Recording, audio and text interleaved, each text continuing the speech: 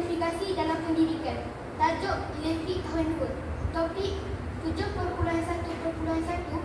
7.1.2, 7.1.3 dan 7.1.4. Satu projek inovasi pendidikan digital melalui gamifikasi oleh Guru Sains bagi topik elektrik tahun 2. Pernyataan masalah. Apakah komponen elektrik yang digunakan dalam tingkat elektrik? Apakah fungsi setiap komponen? Bagaimanakah kita berfungsi? Ini ialah masalah yang selalu dihadapi oleh murid apabila belajar tajuk elektrik. Iaitu kami telah mencipta elektrik chat ini bagi mengatasi masalah ini. Objektif elektrik chat ini dibina ialah memotivasikan murid untuk lebih faham tentang topik elektrik ini dari segi menghasilkan bahan inovasi daripada berbagai platform digital untuk menarik minat murid, mengaplikasikan teknologi digital dan inovasi dalam pengetahuan dan teknik IT di kalangan murid bagi menunjukkan mereka ke arah IR 4 teknologi. Tingkat elektrik chat ini adalah menggunakan aplikasi tambah dan internet. Nombor 2, guna kertas terpakai bagi mengaplikasikan VR, video, cycle dan video. Nombor 3, semata sebagai buah, daun dan dadu.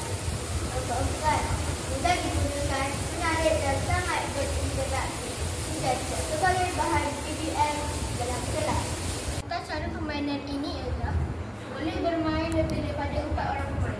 Pemadam, penggorek atau alat tulis yang kecil boleh jadikan dadu dan pemadam. Cara bermain: balik dadu, kemudian gerak ikut bilangan pada dadu. Jawab soalan yang disediakan pada papan dam. Untuk soalan ganda, pilih satu kad soalan dalam sampul. Jika yang telah dijawab perlu diletak di luar.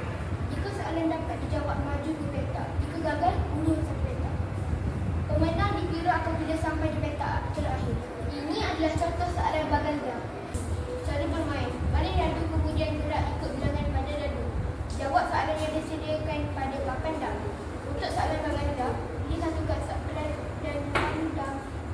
Elektrik chat online yang kami telah bina.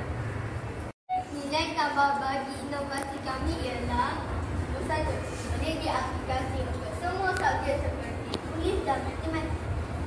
Nombor 2, senang, mudah dan menarik serta kos yang sangat kompleks. Nombor 3, boleh mainkan secara offline dan juga online melalui aplikasi TVNet bagi tajuk elektrik tahun 2. Nombor 4, soalan itu disediakan di akhir waktu pengajaran bagi menilai tahap pemahaman murid. Ini adalah elektrik chat yang kami telah bina. Syukri, tolong terangkan cara bermain. Cara bermain ialah boleh bermain lebih daripada 4 orang. Dadu dan buah dam, pemadam, pengorek atau alat tulis yang kecil.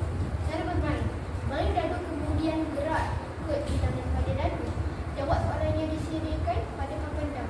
Untuk soalan baganda, pilih satu kad soalan dalam sampul. Data dalam inovasi gamifikasi dalam pembelajaran ialah apabila menggunakan elektrik chat ini terdapat peningkatan kefahaman murid bagi ketiga kelas tahun 2, iaitu 2 sukses, 2 unggul dan 2 intelek dalam tajuk elektrik.